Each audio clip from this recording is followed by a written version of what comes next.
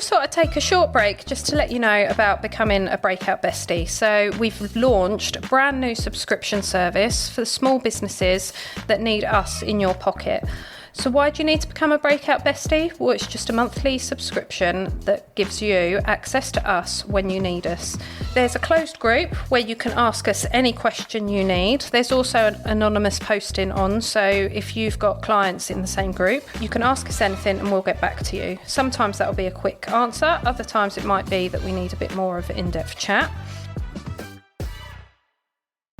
There'll also be posts and information on the latest trends, the latest strategies for social media, upcoming things from HMRC that you may have missed, just anything you need to make your life easier to run your business. You'll also have access to our client base and money off discounts and vouchers for various services we've got coming out. This is brand new, it's only just been launched, so have a look, go on our website under Besties and sign up soon.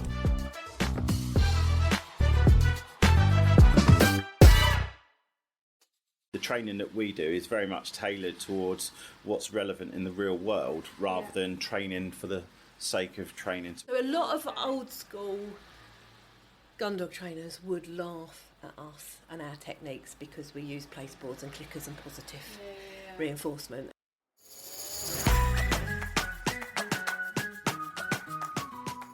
Hi and welcome to Business Rainbows and Unicorns, where there's no such thing as failure if you don't try.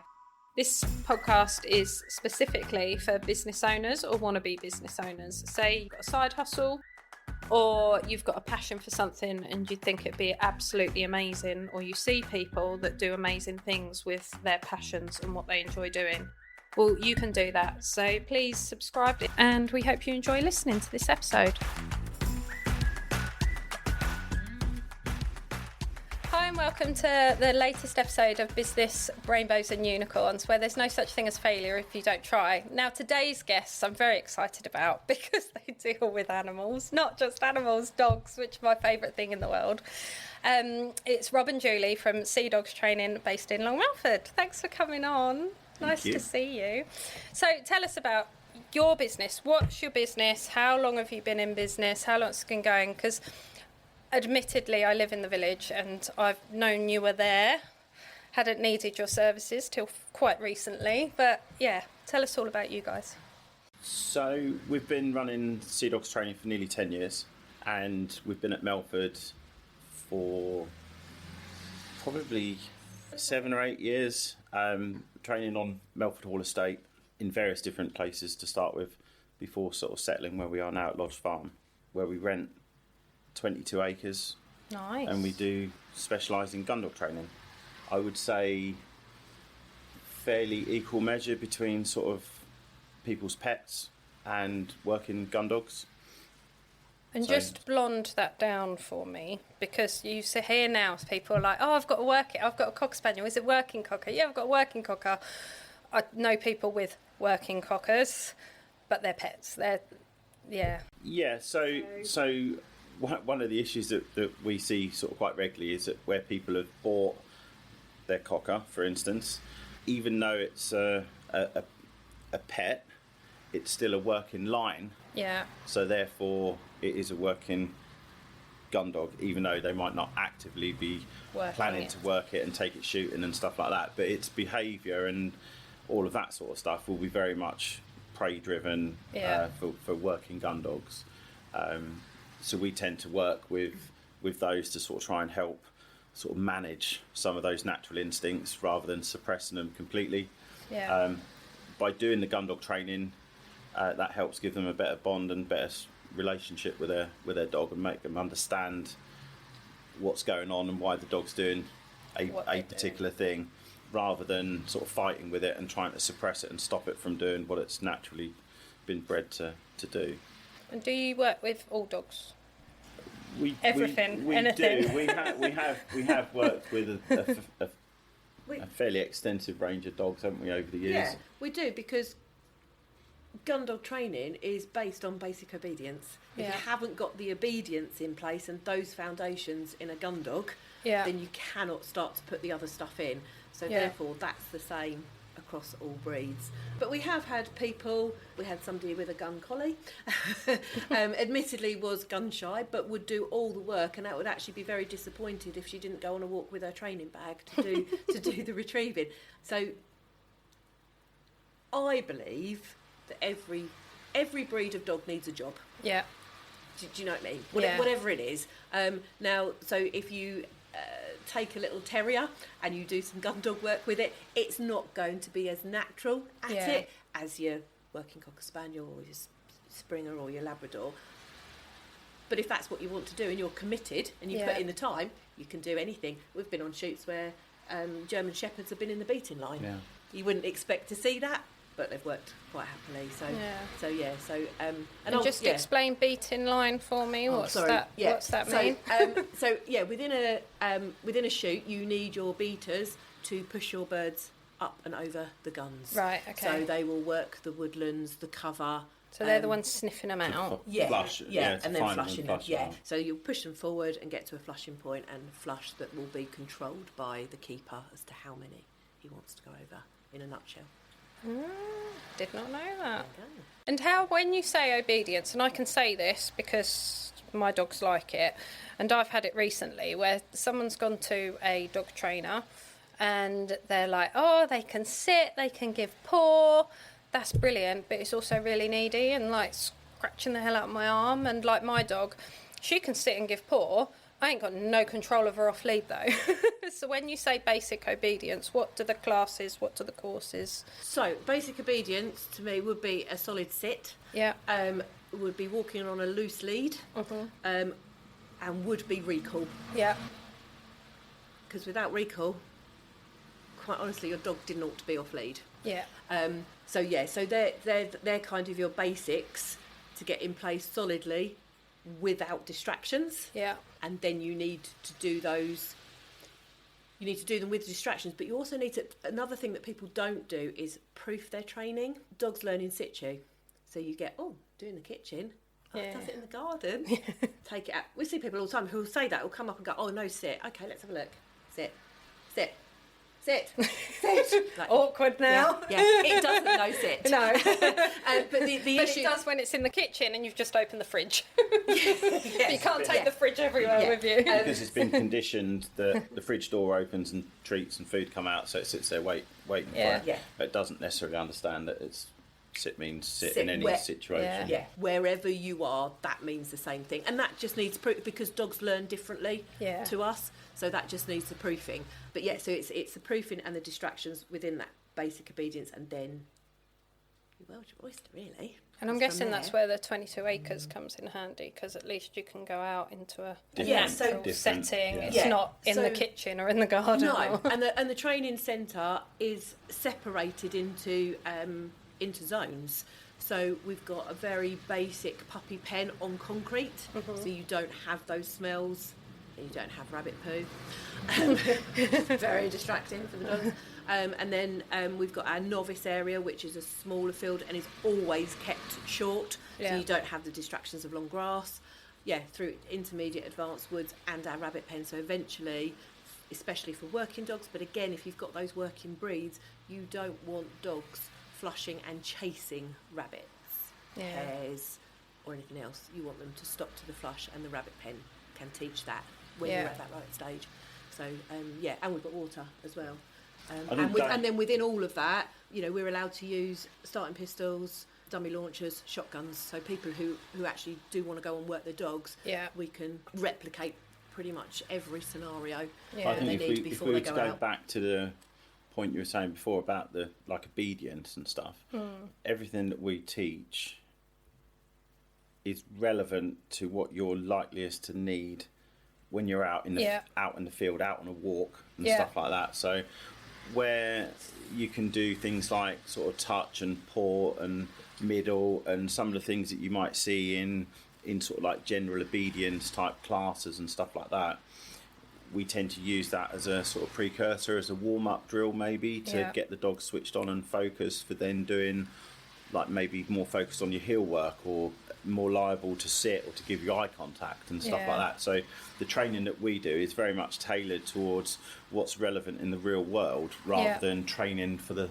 sake of training, so we don't get involved in sort of like trick training and No, stuff like that. That's not something that we do. No, I mean I do teach my dogs, paw and things like. Once the others stuff is in thing, because they just love to learn, don't they, all the time. Yeah. But also I then use that Challenge as a it. distraction. Yeah. So when I've lined my dog up and it's seen a retrieve, and it thinks it's going to be sent and it's just waiting for that command, I will then throw in a high five.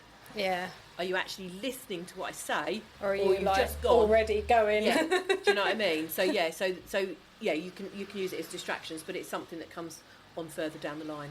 But ultimately, sit, walking on a loose lead, and recall is what you need. Yeah. Everyone, I And think, to should me, need. I mean, we've always had dogs and we've always had rescue dogs, and the behaviours that variety have come with them. But I think to me, that's always been the basic things. So when I've had like, oh, look, they can do a twirl and they can do this, and I'm like, I don't know why. I don't. No, my brain doesn't. No. And the other thing, understand. yeah, there's that. So I think those sort of things where you're getting them to do a twirl or middle or paw or roll over, they're all good things for teaching engagement. Yes. Yeah. That for me, that's where that sort of thing sits in that engagement. If you can get your dog to do a behaviour that it wouldn't naturally choose to do, then you've taught it something, you've engaged with the dog, and that's great, because then you could perhaps go on and do something that's more useful, like, well, stay with me when we go for a walk. I was going to say, I'd actually rather see a dog stay close. Yeah. like engaging with a handler, rather than often what we see is, you know, and again we do it in assessments and stuff, and see it loads. You know, it's like, take the dog off the lead. As soon as the lead comes off, the dog's gone. Does not care where that owner is. Yeah. I love him so much. Oh, I love him so much. I'm so good at home. Yeah, because at home, you know. They're contained at home. Well, yeah, and it's boring at home. So therefore, they want to be with you because there's nothing better. Yeah. But when you take them out into the real world, when out there's for another that dog walk, the other side of that suddenly field, you are completely irrelevant. But if you can then get that engagement, whatever it might be, then actually it shows that the dog wants to be with you. And I do say this about when clients come up with recall issues. I do say that the biggest, and they're like, oh, you know, because I whistle it and I call it and it doesn't come back. Actually, the biggest issue I think with recall is the fact that the dog has wanted to go off in the first place. Yeah. Do you know what I mean? That it not coming back is a separate issue, but actually, if it wanted to stay close to you, it would. You wouldn't have that other problem. Yeah. And now, how is that dealing with dog owners that love their dogs and know best? It's because the dog's the easy part. It is. To be fair, the dog's generally got the owner very well trained and knows what it's doing. Yeah. But yeah, it's, you know, and you do very quickly get to learn those people who genuinely want to change. Yeah. They might not always get it right, and they might forget things, but they are trying. And those that actually, no matter what you say, they're just going to do whatever. So therefore, they just have to accept that. But the biggest thing that I say to them is, if your dog hasn't got a recall, it should stay on a lead. So it's safety and the safety of everyone else. But yeah, diplomacy. It's the best way of doing it. And how do the courses? So you've got online and real life courses, and then you've got a variety of courses from puppy to work. How are they? Half an hour, 10 weeks, 6 weeks? How does that? Okay, so our field courses are all 8-week courses. So we do puppy course, which is 45 minutes. We do gun dog beginner, which is an hour. Then we go up to our intermediate, which goes to 2 hours. But we do have a break with that. Normally about halfway, don't we? Just like a bacon roll and tea and coffee to give, because it's often... It's an intense... Yeah, it is. And doggo. often those clients have come through puppy and beginner, so it's a big jump to suddenly go to 2 hours. But it's quite nice because then people chat and people get to know each other for those like 10, 15 minutes. And also it's teaching the dogs to switch off. Yeah. Because again, you just can't entertain your dog 24/7. No. Your dog has to learn to do nothing and be happy to do it. So it's a way of teaching that as well. And then we tend to alternate our advanced courses. So we do advanced, we do gun dog surgeries and gun dog improver, which tends to be... we tend to run those through the shooting season for those people who are working their dogs because they've been out for the week, and it'll be like, oh, she reined a bit too far, or the stop whistle wasn't as sharp as it should be, so they'll come on a Sunday and go, look, this is what's happened this week, can we look at this week? And if everybody else is in agreement, that's what we go and work on. So it's not as structured as a syllabus like the others do. And then we also put in a beating dog, rough shooting dog, and picking up dog, peg dog, which is what the dogs do on a shoot. So if people particularly... What's peg dog? So peg dog sits on the peg with the gun. Right. And so a lot of its job is actually doing nothing because it's a big... It does depend on how good the gun is, what a good shot it is or what it's not, how many birds it would get to pick, but it would only ever pick birds that are around the peg.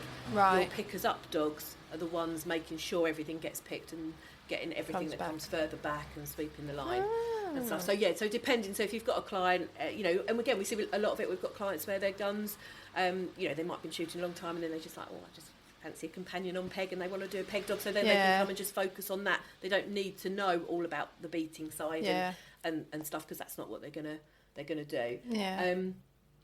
We do also through the spring and summer run full training days, which are run along the lines of a shoot day. So we'll have a beating line, we'll have picking up, we stop for 11s, we have lunch, but that's quite a nice introduction, because often people want to take their dogs on a shoot but they've never done a whole day with them, so it's quite nice to as kind of a stepping stone. And then we'll do one-off workshops as well, so like stop whistle workshop, which is like 2 hours, reliable recall, which so all of those things are relevant to your pet dog or your working dog. And then as far as the online is concerned, we do puppy, beginner, intermediate and advanced, which run alongside the field courses. So they're the same content, same syllabus. So if you do it online, you will do the same as the field. So that's great for people who either, for shift work or whatever, or family just can't commit to 8 weeks. They can just do it then whenever. There's no expiry date on our online courses, so you can buy, and then if it takes you 3 months before you start, you haven't wasted your money. That's what it's there for, that convenience. But also some people they buy it because it reminds them of what they've done in the course if they are coming to us. So it works well, either if you are coming, or as I say, if you're further away. We have had people like in Cyprus, South Africa, Australia work through them, and then if they've had little issues, you can video your problems, and send your them to videos you across, and then we arrange a Zoom call so we can actually then talk through it and go through it. So the support is still there. Like, it's not like you buy a course and you're left to your own devices and you walk off. If you want to do that, that's absolutely great, fabulous. But if you do find yourself in a position where actually I think I just need a bit of human interaction about a specific issue for me and my dog in front of me, then we can do that too. Oh, awesome. So why did you start Sea Dogs? What made you start? Well, I was always interested in shooting. I've sort of come into shooting sort of later on through a friend of mine who we were sailing together, and he said, during the winter season, he said, I do a bit of shooting, so I got invited to go shooting with him, and he used to borrow another friend's dog, and the dog, a little Springer Spaniel, and that always used to run in every time the gun went up. It was feral, wasn't it? It was a bit feral, and at some point we decided to get our first gun dog to sort of try and train up ourselves, and that wasn't an easy task. And we spoke to lots of different trainers and stuff like that, and some advice was good, some advice was not so good, and there was some stuff that we weren't sort of happy to go down that route. She wasn't a keen retriever, was she? And because you wanted to rough shoot over her, she had to do everything. And one gun dog trainer said to us, I can sort that. If you pick her up and shake her so her head rattles, that will sort it. And we were just like, you know what, this is not what we want to do. This is not for us. We'll find a way. So we kind of stepped away from it and did it ourselves. Wow. And she went on to be the most awesome dog. And that's quite a but it's thing very to old say. school. So a lot of old school gun dog trainers would laugh at us and our techniques because we use place boards and clickers and positive Yeah. reinforcement. So yeah, You don't shake but the that, dog. yeah. So that was kind of why we did. It was kind of like, you know, but we did I'm it. such with an Wally. animal person. I'm like, that's like shaking a baby. I mean, you don't do that. no, and it was just like that's not what we want, and I don't think it helps the bond with your dog either. You know, you've got a welfare issue, but I just don't think that helps. But you worked with Molly yourself and did that, and then you helped friends, and eventually it was like, oh, you know, we added dogs and did so, and they were like, oh my god, I love doing what you're doing there. Yeah. Could you help me? And it kind of escalated. Yeah, it goes from there, doesn't it? Drifting into it really, and then it became sort of like before you realise you're doing it for free. Yeah, it was like part time, and then exactly. It was like it started to sort of take over that bit, and it was like actually we could sort of make a go of it. And you were also a powerboat instructor back then, yeah. so it was the kind Sea of like Dogs training bit was originally that's where the sea comes the sea from. comes from was the fact that I used to teach coastal powerboating for the RYA. Okay. It was a what's that in so I don't Royal see the point in Yachting boats. Association. So we were working with the scouts and the sailing clubs and stuff like that to give safety cover for sailing events and stuff. And I was teaching at the sailing club. So you've always been in the teaching in the world. sort of training, sort of training side of stuff. And I think both of us just got to a stage where we were kind of like fed up working for other people, and to start with, we did Sea Dogs training because I didn't think there'd be a lot for dogs. Yeah, it's like, oh, we need something else. So did but within a year of Sea Dogs, it was all dogs, wasn't it? Yeah. Oh wow. Yeah.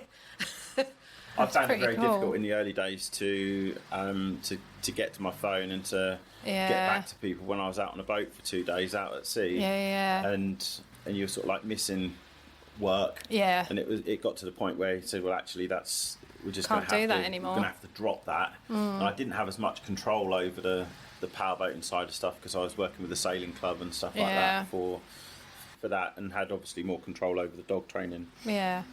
And it really just sort of grew from there, really. Wow. So originally we had a training field at Great Cornard. Yeah. And then from there we went to sort of Little Cornard, wasn't it? Oh yes. For a little while. Yeah, for a few months. For a few months or so. Yeah, and then we went to Melfort Estate, but it was on. We had access to different parts of it, which was fab. But it was just a bit, you know, if you've got somebody novice in and then somebody wanted to do something in the woods, you'd have to factor in the travelling time to get there. And then Lodge Farm came up, and well, rest is history, really. Yeah. But so it works for us because we can do, you know, we can have a novice come up to an advanced, back to a novice, and we're all on one site. It's all in the one place. place. Makes life a lot easier. Yeah. Oh, it's amazing. So who do you work? Because in my head, the gun dogs, what you do is quite niche. It's not an industry I've got any knowledge of.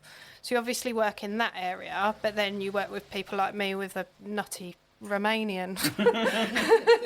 So who do you want to work with? What's your ideal client? And so crazy spaniel people. I personally like spaniels. They obviously give some people a real hard time because people don't understand them, and actually a lot of other trainers who do training with lots of other breeds tend to sort of shy away or distance themselves a little bit sometimes from spaniels because that's not their bag. Do you know what I mean? Whereas for us with the sort of hunting and shooting background, we sort of quite happy to take that niche. Really. I think it's because obviously we understand the breed and we understand the job that they're bred to do, even if they're never going to do it. And as an obedience dog trainer, or even an agility trainer, or scent work they don't necessarily understand that, and that's fine because that's not their niche. Their niche is the agility or the scent work or whatever. So it's and it is rewarding, isn't it, when you get somebody come up and they're like at the end of their tether, and if they have been to, you know, a few other places but not got anywhere, and then suddenly something clicks in them to understand their dog, but then for that bond to start, that is rewarding, isn't it, to see when people start saying, oh my goodness, I took him out and, you know, we did this walk, and do you know what I mean? Like I had a lady the other day, didn't I email? She just emailed me to say I've just been out for a really calm, relaxing walk, which is the first one she'd ever had with her dog, and that was really nice. Love that. To know. Do you know what I mean? It's not always going to be like that because they're dogs, they're not robots, and they're going to push your buttons. But yeah, it's just like push them boundaries. That's what I always say. It's like having a child. It is. It is. Yeah. And the thing is, if you let them get away with it, they'll do it another time. Yeah.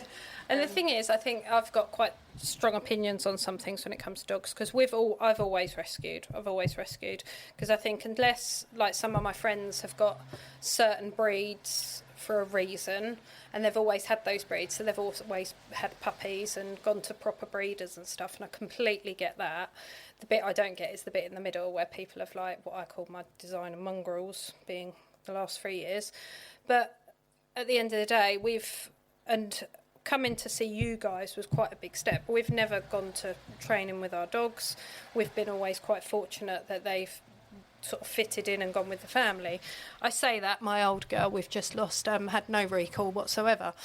However, my argument was always she was a collie, so she wanted to go and round up. So instant, like you were saying, you lot are boring, look at that one over there.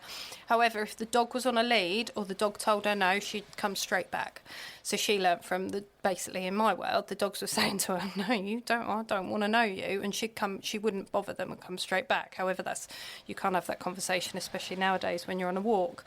But for us, because I've got an 8-year-old and because technically I work full-time, we can't rescue anymore in this country. So we couldn't get a rescue and I'm like, but I'm very much like, I will give that dog a cracking life. Yes, but when we're at work, they go to our parents, they're at home all day, they've got a massive garden, so actually that's that. So when we were looking for a trainer, we said this one she clearly needs. We've had her 18 months. Yes, she's got a lot better, but there's still some worries. And for me, it was important to know the steps. So we went through a step with one company. They gave me an assessment. The assessment was basically you shouldn't have rehomed the dog. It's like, there's no use telling me that now. I'm a dog lover. This dog is here to stay. There is nothing, with the obvious exceptions of quite nasty violence, we're never going to get rid of that dog. So it was really good to come and see you guys to go, no, this is how we go. We assess the dog, we look at this, we try different things. And so we've learned over 2, and we did our practicing in the garden with our place boards, yoga mats. Yeah. So with our yoga mats in the garden at the weekend, and we got our 8-year-old. We've taught our 8-year-old to do it as well. So it was quite nice to know, because that's 2 very extreme differences. However, on the face of it, before I got to know you guys, I might have looked and gone, oh, they just do gun dogs. So will they accept my scatty Romanian that's just not a real dog in my world?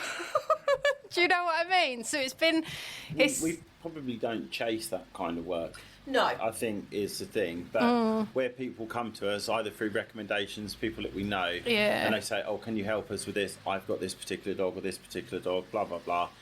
Then we'll say, yes, let's do an assessment and go from there. And if it's something that we think that our sort of style of training will work, then I think we can sort of go with that. Because I would say generally, people like yourself have come because they've got some issues, and some people kind of go, oh, it's a behavioural issue. Often it isn't a behavioural issue, it's a training issue, and therefore obedient. Just working with your dog and building a bond with your dog helps massively.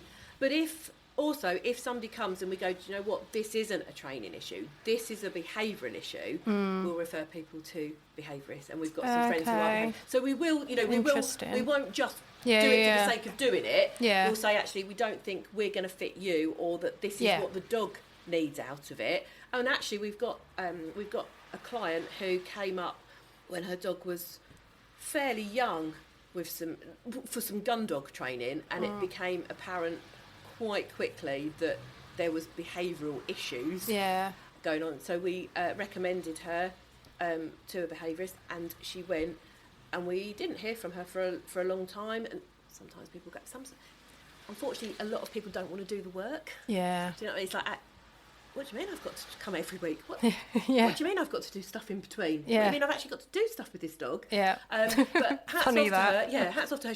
We didn't hear anything, and then we got an email from her months later to say she'd been doing the work, and they now felt that they were point to come back and do the gun dog training, and she does amazingly. Yeah. She's really committed to it. So we will send people off to the right place. the right place for that dog at that time. We've got some contacts and people that we use that we would refer clients to. Yeah. And then obviously, like with that other person, they can come back into gun dog training if that's what they particularly want to do, carrying on. Yeah. So, Yeah. but yeah, we work with a number of different breeds, and you've done quite a bit as well through the grooming side of stuff, haven't you? That would have brought in different types of dogs to what I might perhaps see more so in the training side of things. Yeah, several German Shepherds. Yeah. I was thinking more chihuahuas. I can just see you up with a little group of chihuahuas up in the fair, field. to be fair, we have got. Well, he's quite a big chihuahua, isn't he? And for a lady that I know, and she did our puppy online course through COVID, because she got him through COVID. And then when was able to come back to training, or come to training, because we were outside and able to go back to work. Her job didn't enable her yet, and she still says now, she said, I just wish we could do that again, but she's has to work, she doesn't have the time. But yes, he did incredibly well with his place sport training and a little bit of play, and I would say if the dog has the aptitude to do the sort of training that we're offering, then it can work. Yeah. It's only if they're really not interested in that sort of stuff. But we look at all different types of training, don't we? Like reward-based training, so not just food training. It could be toys, could be play. Yeah, I think it could be hunting games or anything. Really. Yeah, and I think it's also worth saying that although we like to do positive reinforcement, we are not positive-only trainers. Yeah. I don't think that works. Yeah. Do I think you should hit your dog? No, I absolutely do not. Or kick it or anything else that's out there? No, absolutely no. I don't think it achieves anything. Yeah. And it certainly breaks down your bond. Yeah. But if a dog's doing something wrong, I will say no. Yeah. Do you know what I mean? And for example, when we're teaching a dog to stop on the way out to a retrieve, we will block the dummy so that the dog can't self-reward if it doesn't listen to the stop whistle. Yeah. Do you know what I mean? Yeah, a foot on the dummy so the dog can't get it. Yeah, it's very different. But in the positive only world, that wouldn't be acceptable. Okay. So I do. It's on the website and stuff, and anybody else, I do say we're not positive only, but especially people with pups. Yeah. If they start their training from day one. Yeah. You very rarely need to correct. Yeah.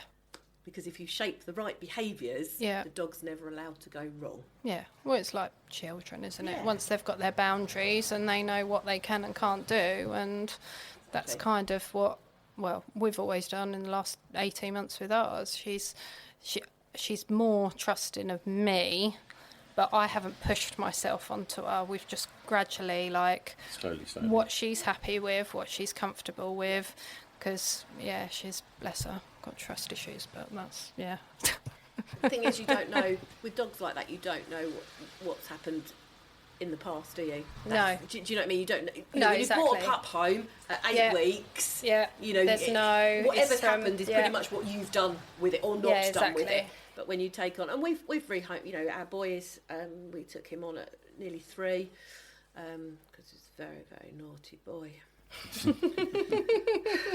But Rob loved him, so we ended up with him.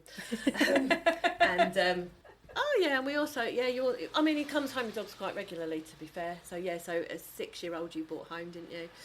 Yeah. And she sounds like me. I've only done it 3 times.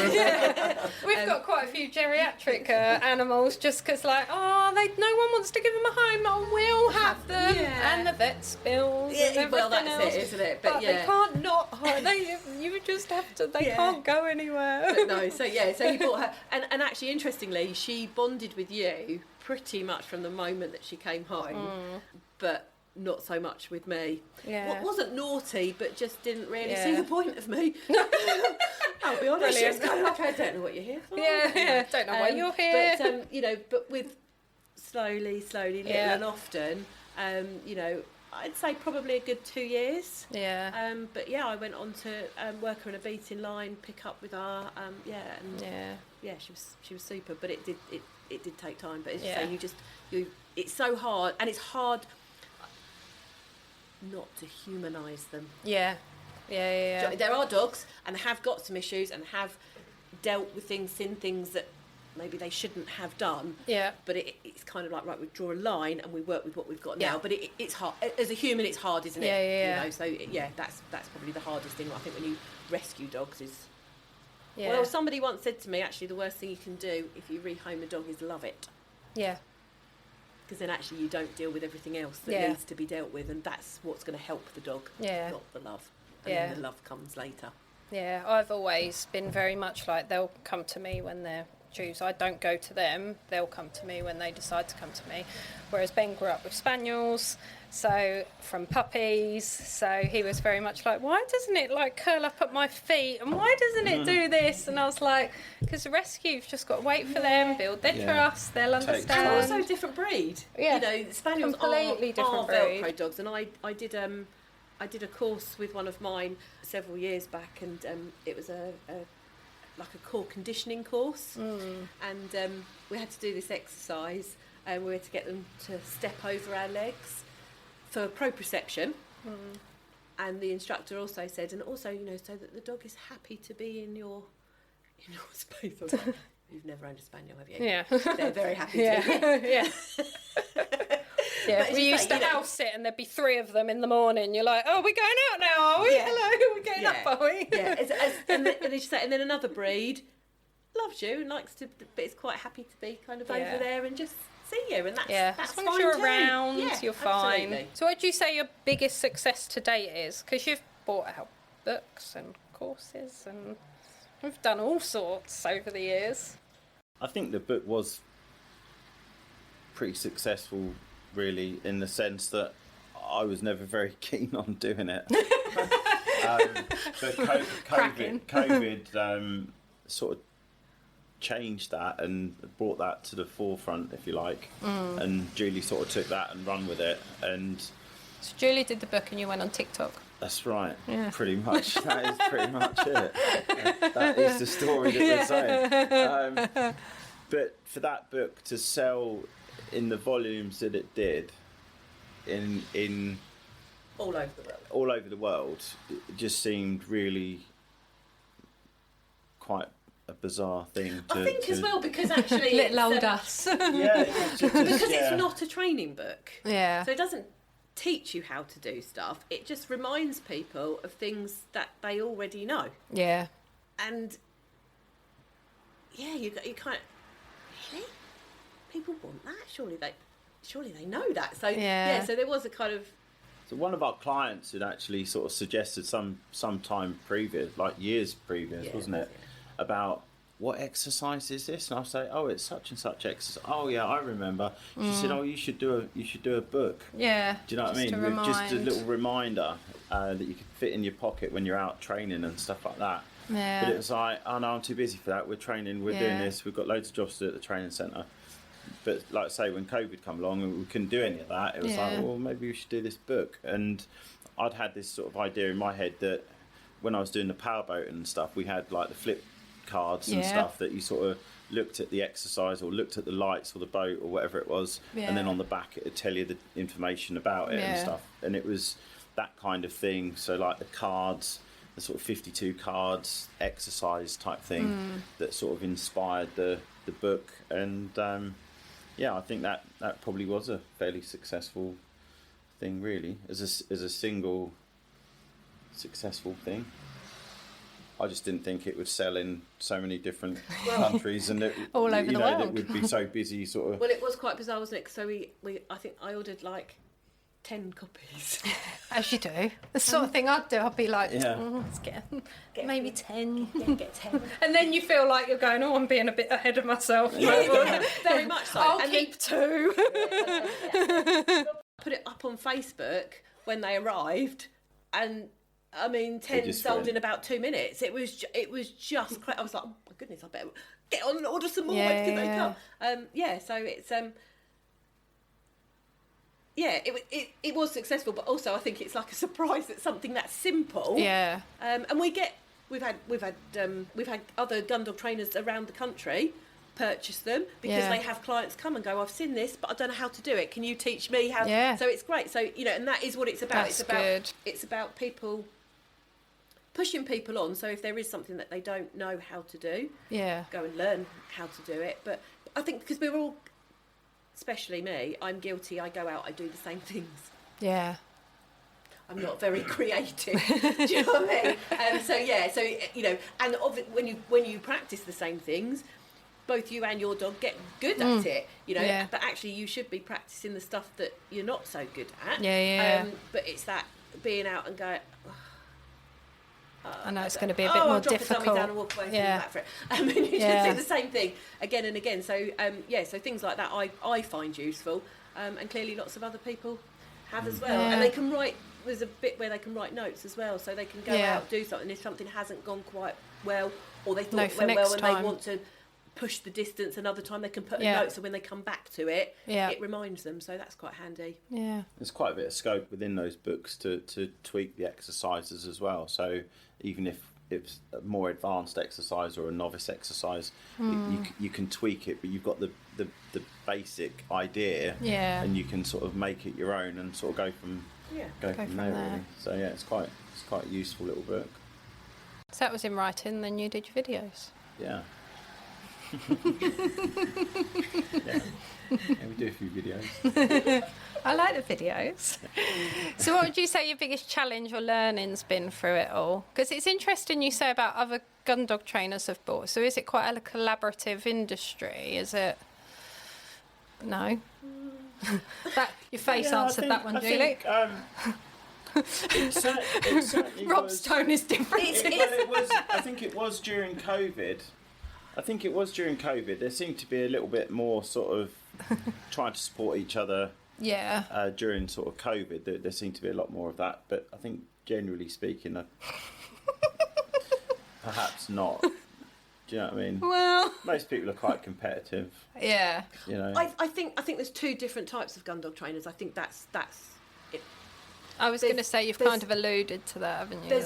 There's gun dog trainers that are out there. They've come through the system, if you like, through the shooting world. They've worked their dogs, they do it. And then there's people who've decided that it'd be quite good fun to be a dog trainer and let's be a gun dog trainer. Yeah. Do you know what I mean? Yeah, I know exactly what you mean. I think those people who work their dogs and are doing things with their dog and have done for a long time and got that experience, there is quite a lot of, everybody kind of supports and respects each other.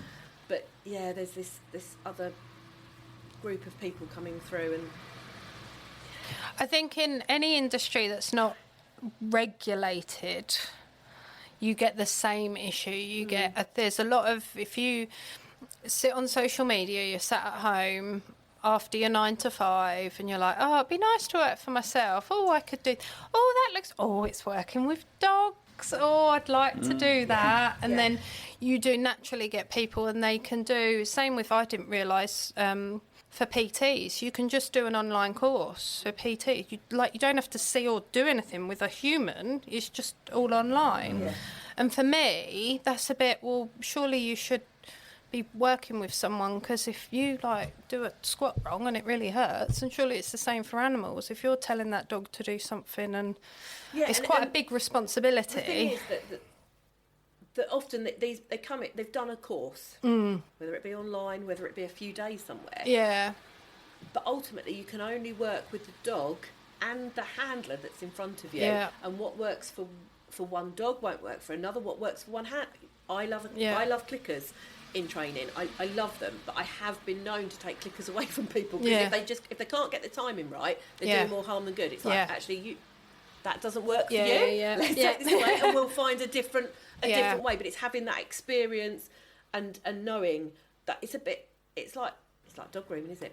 People went into dog grooming because they thought you'd just spend a day cuddling dogs. You know, the fact that most of them want to eat you. Funnily enough, they don't tell you that in the course. No, they don't. It's just but again, you don't. I know people who groom dogs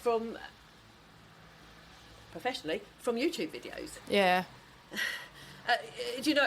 Yeah. So yeah. it's that But same... it's another one. If it's not regulated, Yeah, then exactly, exactly that. But yeah, it's people have this this idea that it's all sort of fluff and cuddles and all lovely, and it's really not.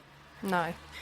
It's No. really not. It's like most things. I think if you spend the time gaining experience and building, because we didn't just come into it and start doing training. We were already doing training, and people were coming to us asking us to help, and we gradually built from that, rather than It's a sort of very one day, different rather angle. than sort of saying, oh, today I'm going to be a dog trainer, and how do I get clients, how do I meet people, how do I do this, that and the other. We were already doing it, and it kind of snowballed from there, really. And also because we're in the shooting world as well, when people come to us and say, I want to be on peg with my dog, I want to go beat, it's like, well, we've done we've done it that. we've done it ourselves, we do it ourselves, so we kind of know what's expected and can help that. But rather than, again, there's a lot of people out there that've never been anywhere near a shoot, let alone every discipline in it. And there are, because there's rough shooting, there's walked up shooting, beating, picking up the dog, so it isn't just shooting, it's not just a gun dog. So what would you say your biggest challenge is it? I just want to say the owners, because I know I'm one of those owners at times. You can say that and use me as an example, because I'm...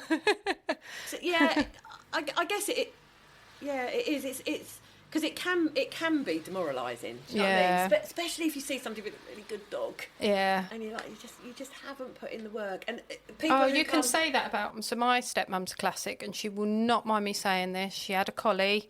He was a gorgeous collie. However, he owned her. She did not own him. He barked, she gave him food. He barked, she gave him food. And he ruled her, he'd pull her over, he'd just, honestly, he was... But then I'd take him out, she'd be like, how'd you get him to do that? I said, because I'm in charge of him.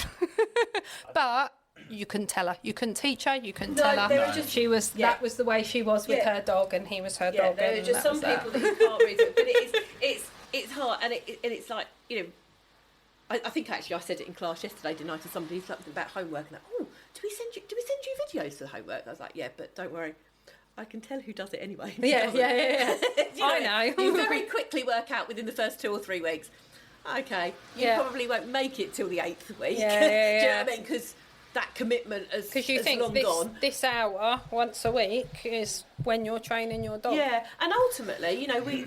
Again, I say to people that, we're with you for that amount of time. Yeah, tiny. And you have a huge amount of time with your dog. Yeah. That's when you need to be doing stuff. And also just, especially for those people who are taking their training seriously, as in they want to progress and they enjoy coming on a regular basis and working through the levels, and those that want to work their dogs, that understanding that you can't allow your dog to do whatever it wants for a week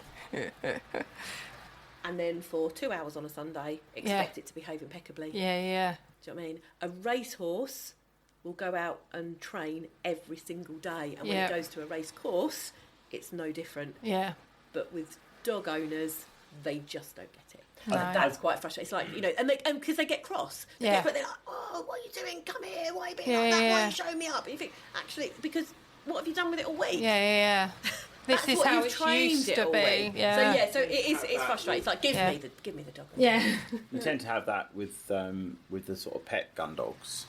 So people will say, he or she is a pet, and one of the partners or whoever wants to take the dog shooting a few times a year or whatever. So predominantly it's a pet. But actually, if you plan on taking it shooting, it is a gun dog, and it needs to be sort of thought of like that, because they can undo all of that hard work so quickly by just allowing it to range too far and to get away with stuff on a day-to-day basis. And over a period of weeks or months, it could go wrong thousands of times. And that's hard to get back.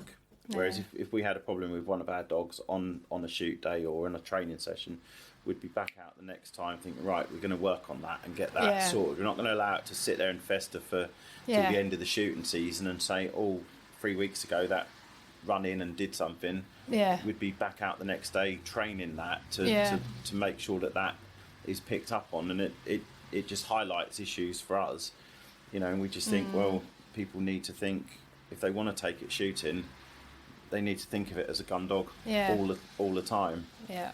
And I think people don't realise that we've got a lot going on in our heads where the dogs don't, so they remember stuff for their memories are better than ours. Yeah. And if they've self-rewarded, exactly. Do you know what I mean? Then you're going to be working against that. So it's just getting on, and I think and again, people, and our dogs aren't perfect. Don't get me wrong, not by any stretch. They're dogs. Yeah. They do go wrong, but like Rob says, we're on it. But when people go, oh, they're so good, no acknowledgement to the work that's gone into it. It's like, they were just born like this. Exactly. we just pick really good dogs. Yeah. And it's ongoing. And again, we do see it, don't we? I think especially with people, and ultimately, I get that, because they're coming to us because they've never had a dog before. Yeah. That's what they're coming to us for. If they knew it all, they wouldn't be there. That's fine. That's what. But it's that kind of, so it's going to be trained at the end of an 8-week puppy course. No. Yeah. No, it's an ongoing thing. You have to be on it. You have to keep going. Yeah, all the time. So, our eldest is 11, or nearly 11 and a half now, and she still trains. Yeah. Yeah, the level, the intensity level of the training is less. It's only like a little top up. Yeah. Yes. Yeah. Whereas like with the younger ones, they're having sort of more intensive sort of training. Because they're learning everything from scratch. Yeah. Rose at 11 and a half doesn't need a great deal of training. She's been out injured in the past, and she's never had to come back and be retrained as a gun dog. Yeah. She's only ever had to come back and have her fitness built up. Yeah. Have the stamina built up. She's never suddenly had to be retaught the stop whistle because she'd been on crate rest for 6 or 8 weeks, 7 months, or however long it's been at various different times. Where some people say their dog's come into season and then they've had to like retrain everything because they've not done anything with it. And it's that wasn't in place in the first place. Yeah, like a reminder. Yeah. So what would you say at the moment's your biggest challenge in the business? What's your challenge? What's your next steps? Getting me online courses out there. Because they were popular in COVID. Yes, weren't they were very popular in COVID. Was that thanks to Rob's videos? All my TikTok videos. Yeah, Rob's TikTok videos. No. Classic. Nothing like a good husband and wife team. I think obviously, like when we first went into that very first lockdown, nobody was working. Yeah. So getting them out there so people could go and train with it, because obviously they were still allowed to go walking with their dogs, so they could go out and train their dogs. Oh my God, everyone was walking. Yes, they were, weren't they? Never seen so many people out when I was running. I was like, I've never seen you before. I know. And then people with their rucksacks on and a map, and you're like, you're not local, are you? You've never done this route before. This ain't half an hour. So it was kind of, and also when we went, I suppose for the last, coming up to COVID, probably for about 2-ish years, I'd been saying to Robbie, we need to do online courses. We need to get them out there. And he's like, I'm not going on video, I'm not doing that. And I was like, but of course... how times have changed. But like the books, we just didn't, we're so busy with people face to face that we just didn't have the time to do that. And then obviously when COVID happened, it's like... And it was just so beautiful, wasn't it? For that first lockdown. Oh, so it was like, right, we can get some videos, and also we were like about halfway through a course, and I personally just felt like we dropped people. It's like they've paid us, we're here supporting them, and then suddenly, you can't come anymore, and we don't know when you can come back. And a lot of those people would have been in puppy course or the beginner course, so it'd be first ever dog. Yeah. And I did personally feel a huge responsibility. Yeah. So it was kind of like, how can I help those people? How can I keep in contact? So I actually initially did Facebook groups for those classes, those individual classes. And then when somebody said, I can't get it down, I'd do a video of me doing it with my dog, and then I'd post it on there. Perfect. And it was and then it kind of went. Kind of went from there. It was like, in fact, not everybody's on Facebook. No. And it just, and I was like, can I do this as a course find a platform to put it on. And yeah, they went to people, I say it all over the world, because everybody was in the same position. They couldn't go to their trainers. We had that. I hope people felt we had that support system in place, so people could still email us, they could still phone us, they could send us their videos on Facebook or whatever. But there were a lot of people that contacted us through the online stuff who were like, we just can't contact our trainer. He's not responding. He's just that's it, And don't get me wrong, everybody deals with things differently, and it was a weird time. Was a big thing, and all very the rest odd of it. time. So I think they were popular because people needed something, and it was there, and it was great. And then obviously when we were able to go back to training in the field and have people come up face to face, we did that, and I didn't forget about it, but I wasn't as on it as I was, because I was doing other things. You don't have the time, do you, if you're seeing people in real life again? So, we added a few bits, but sort of taking our foot off the pedal a little bit with it. So it's kind of like getting it back out there, because it's nice. It's nice to see, I get a real buzz of seeing people build a bond and achieve things, So when they send you little things, like I've been doing this course, and this was a 100-yard retrieval. It's like, awesome. Love that. So it's finding the time, like anything, isn't it? It's that balance of setting aside some time and knowing how to use that time efficiently. Yes, I think that's the other thing as well. Because like anything, and being productive with it as well, because that's quite a core passive income once that comes in. So it's just getting productive to make the videos and the content, and that's the biggest thing. You've got the content there. Yes, there might be things you might look back now and go, oh god, we could redo that, or add something. We'll fish out a TikTok video because Rob's been on that. Look. And it's just it's hard, and I train dogs. Yeah. And do you get that work-life balance? Because obviously working together, husband and wife, living together. Yeah. I mean, basically our life is the dogs. I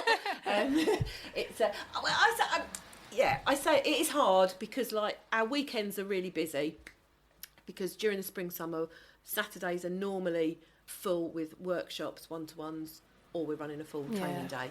Sundays are full of class because they're just back-to-back classes. And this time of year, even our lunch break, we're doing one-to-ones. We're fitting in a one-to-one just before it gets dark at the end of the day. So, Mondays and Tuesdays are our weekend. Yeah. No, that doesn't work. We haven't had to day off. Because, so but you're both still talking to each other and laughing. We are. All right, now Rob's face is different. But I guess because it's what we're both passionate about. It's not that Rob's just working the dogs. I work the dogs.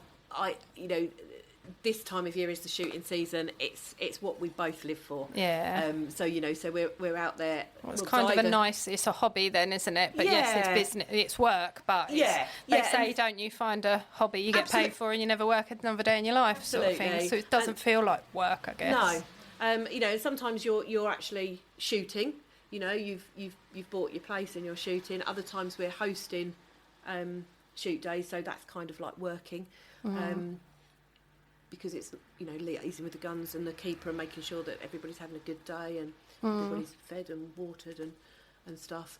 But ultimately, even if we're hosting, we've got a dog out, and we're working the dog, and it's what we love to do. And I mean, some days you're out 4 or 5 days a week picking up, aren't you? Out doing it. So, I stay back and do the admin. And that is the favourite job, quite clearly. Well, when it's wet and horrible, it's a nice excuse. Well, I'll be honest. I'll be in the warm and dry. Get those emails done. It's funny how the weather can make you a bit more productive, isn't it? Well, I don't know about productive. Just sit there sometimes. But ultimately, I love being out there doing it. And in the summer we work long days. You know, we can be training from 7 in the morning till dark, like, so that could be 10 o'clock at night. But what keeps you going is the winter. Yeah. Get that then, and then it's the season. But then I think that's why your social media fascinates me, with especially the gun dogs and the shoots and stuff, because it's not a world or something I've ever known or been interested in, or just I don't know anything about it. However, it's quite clear that you enjoy it, the dogs enjoy it. It's like, I can't use almost that, you get that FOMO of like, oh, what have they done today? Where have they been? I'm like, oh, I want to go on that. I wouldn't know what I was doing, but it looks quite fun on a sunny day. It is fun. It's fun, and it's sociable, and it's hard work, and it's entertaining. It's a great laugh. There's a lot of banter and stuff like that. Yes, there is. Yeah, and it is, and I love seeing. We went on a shoot many years ago, where you were shooting, and you gave me the camera. The photos, when we went back through them, they were photos of somebody else's spaniels. And I was like, I can't believe you've not taken any photos of me shooting any of the other gun shoots. And I was just like, because I love to watch dogs working. Yeah. And I love seeing sheepdogs work. Yeah. Do you know what I mean? So whatever it is, I love to see a dog doing its job. And so I love that. So yeah, and then you know, because we do. You know, we spend a lot of time training our dogs, so it's nice to see that come into. There are days where, for the love of God, did you learn anything? But there are days when it all comes together, and that's what makes it. What makes it all worthwhile, rewarding, doesn't it? But and it's nice because if it gets it out there, you know, it's nice, and we do have clients come through that. And I think I put a post up about this a while back, you know, so. Why this brick? Oh, I like the colour. My friend's got one and it's ever so good. Right, so you didn't research the breeding then. Now, the other thing you get with gun dog breeds is people go, they go, oh, really good. So got field trial champions in it, field trial this, field trial. Yeah. Fantastic, brilliant. You've got yourself a Ferrari. Yeah. What are you going to do with this dog? Yeah. Because it's going to need more than a walk. Yeah. And we have seen dogs that have literally gone stir crazy, where people haven't done enough with them, or you get unwanted behaviours because of it.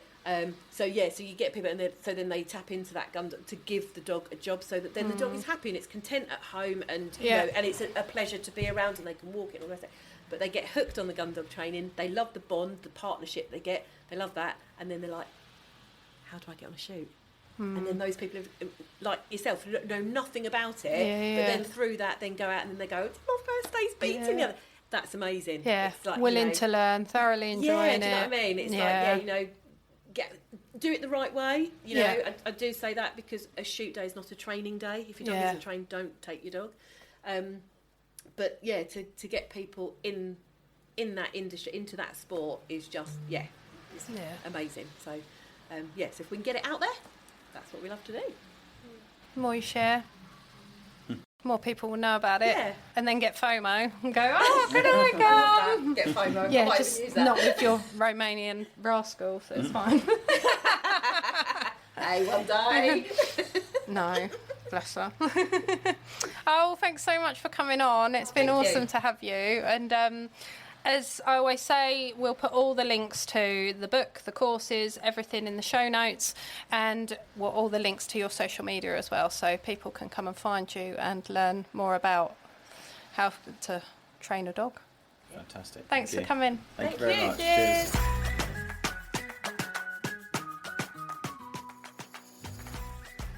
Thanks for listening to this episode. We really hope you've enjoyed it. If you have, please share with a friend who you think needs a bit of help with starting a business, or even their small business which they've already got going. Please like and subscribe to our podcast, which always helps a small business or small podcast like us. And check the show notes. We all have everything in there relating to the episode which you might need, might want to read, and links to anyone we've interviewed and certain subjects we've spoken about. And thanks for listening.